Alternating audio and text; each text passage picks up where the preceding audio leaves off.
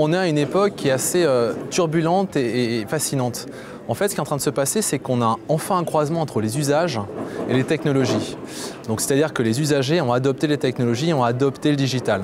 Ce qui fait que les usages digitaux se développent en complémentarité pour la version optimiste des usages standards ou en conflit et en confrontation avec les usages traditionnels. Ce qui fait que des industries qui avaient des vieux réflexes sont en train de s'étioler, ou en tout cas sont en train de se réinventer différemment. On a vu ça dans la musique par exemple. Dans la musique, il est clair que depuis une dizaine d'années, c'est un marasme et que pour la première fois cette année, la musique est en train de repartir en croissance. Donc, tout ça est bien sûr très fragile, mais ce qui est clair, c'est que toute société maintenant doit entre guillemets embrasser le modèle économique qui va la détruire. Pourquoi? Parce que si ce n'est pas elle qui le fait, ce sera soit des nouveaux entrants challengers, soit les grosses entreprises comme les GAFAM, donc Google, Apple, Facebook, Amazon et Microsoft. Ces 5 entreprises ont fait une sorte de Yalta sur le digital il y a quelques années, se sont développées chacune sur leur créneau, sont en train aussi de faire de la coopétition sur certains créneaux. Donc coopétition, c'est la coopération avec de la compétition. Et la santé n'est pas du tout épargnée par ce mouvement-là. Simplement, il faut que les acteurs traditionnels voient bien que la chaîne de valeur est en train d'être disruptée, c'est-à-dire qu'elle est en train de changer, qu'il y a des nouveaux entrants, et que les réflexes des parties prenantes, que ce soit les professionnels de santé et les patients, ont largement évolué. À cette nouvelle ère digitale, il est clair que les réponses sont variables et évoluent grandement.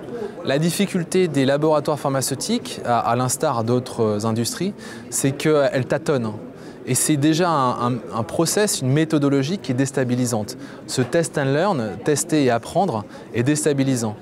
L'échec n'est pas un échec si on en apprend quelque chose. Les laboratoires pharmaceutiques ont l'habitude de certains process internes qui les empêchent, entre guillemets, d'être vraiment digitalisés. Donc il y a des tests qui sont faits, je ne sais pas, mettre des brochures en PDF par exemple, oui, c'est numérique, mais ce n'est pas du digital, et en tout cas ça ne tire pas profit de tout ce que le digital peut apporter. Alors il y a des initiatives qui sont plus structurantes maintenant, des sites qui permettent de fédérer les proches de malades, ça c'est une initiative intéressante. Vous avez maintenant de plus en plus de laboratoires qui réfléchissent à une digitalisation interne, parce que la première chose à faire, c'est déjà de digitaliser ses collaborateurs. Si les collaborateurs en interne ne sont pas digitaux, il est clair que ça va être très compliqué pour aller en externe. Les visiteurs médicaux, c'est un très bon exemple.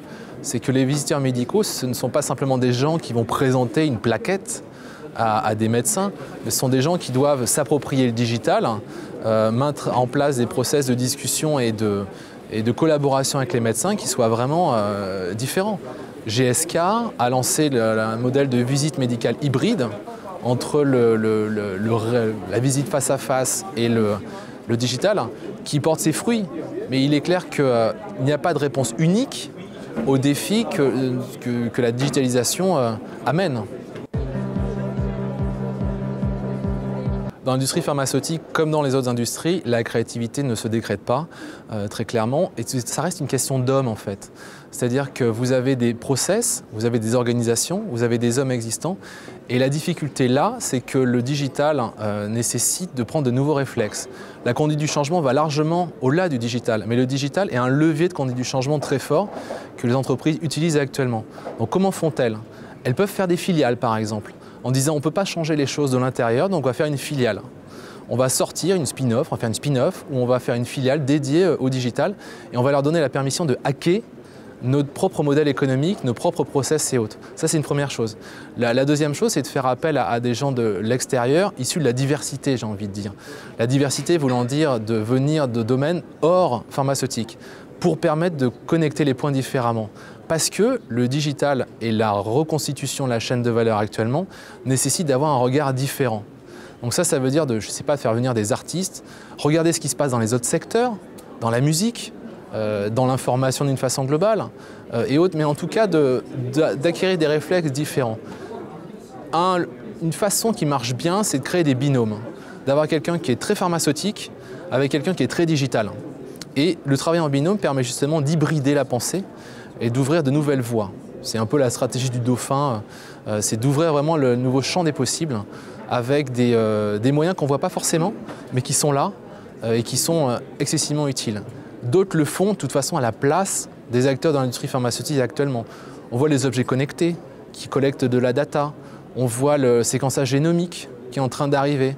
Donc il y a tous ces nouveaux acteurs qui poussent les leaders actuels à se redéfinir et à penser différemment. Il est clair que ceux qui se sont fait des noms dans le numérique, ce que j'appelle les GAFAM, Google, Apple, Facebook, Amazon et Microsoft, ont un trésor de guerre de dizaines de milliards de dollars, et ces trésors de guerre peuvent leur permettre de rentrer dans la santé d'une façon très efficace. Pourquoi est-ce que la santé est aussi attractive? C'est simple. Aux États-Unis, quand on est malade, ça coûte très cher. Donc à partir de là, les acteurs américains ont bien vu le potentiel de la chose, mais cette problématique du « ça coûte très cher aux patients » est aussi mondialisée. Et avec le digital, vous pouvez justement arriver sur la chaîne de valeur différemment. Collecter des informations stratégiques, proposer des parcours personnalisés. Donc les objets connectés permettent de rematérialiser justement le digital aussi dans la santé. Quand on parle de pourquoi le web social a marché aussi bien, j'ai écrit un livre il y a 4 ans sur le web social justement, Facebook, Twitter, et c'est parce que c'est créateur de liens. Je veux dire, Internet est profondément liant. L'hypertexte, c'est un lien. Donc c'est profondément liant. Ce qui intéresse les gens, c'est pas de parler à des machines, c'est de parler à d'autres humains. C'est pour ça qu'il ne faut pas du tout opposer le digital à l'humain, voir vraiment ce côté hybridation, c'est ce que j'appelle l'UIRL. Donc qu'est-ce que l'UIRL? L'UIRL, c'est l'IRL, in real life, et l'URL, donc le lien hypertexte. On est dans un contexte d'UIRL. Il y a une hybridation qui est variable selon les différents intervenants, professionnels de santé, patients, instances gouvernementales. Mais en tout cas, le digital est partout. C'est qu'une partie de la solution. En revanche, il faut bien voir cette logique de santé connectée. Le management a un rôle prépondérant pour plusieurs raisons. La première, c'est que le poisson pourrit toujours par la tête. C'est-à-dire que si le management n'est pas capable d'insuffler cette conduite du changement, ça va tomber. On voit, il y a un darwinisme digital très fort actuellement. Les leaders des années 80 ne sont plus du tout les leaders de maintenant. Les entreprises comme Ford, IBM ne sont plus du tout les leaders de maintenant. Ce sont d'autres entreprises qui ont pris le devant de la scène maintenant. Donc le management doit vraiment être impliqué là-dessus. Et on voit d'ailleurs que ça change en termes d'esprit au niveau du management actuellement. C'est qu'avant, ils disaient le digital, c'est pas important. Ou ils disaient le digital, je comprends pas bien, mais très bien, faites du digital. Maintenant, ils sont en train de prendre le sujet à bras-le-corps en disant c'est un des leviers fondamentaux de conduite du changement. Sachant que la conduite du changement, ce sont les hommes avant tout. Exactement. Quand on touche le digital, on touche son équipe, on touche ses exactement. Ce sont des outils. Internet, c'est un outil, c'est un couteau. Je veux dire, vous pouvez faire du bien ou du mal avec un couteau. Vous pouvez faire du bien ou du mal avec Internet. Et le point, c'est que tout nous renvoie à notre humanité, en fait. Contrairement à ce qu'on peut imaginer. Plus on est digitaux, plus on est humain.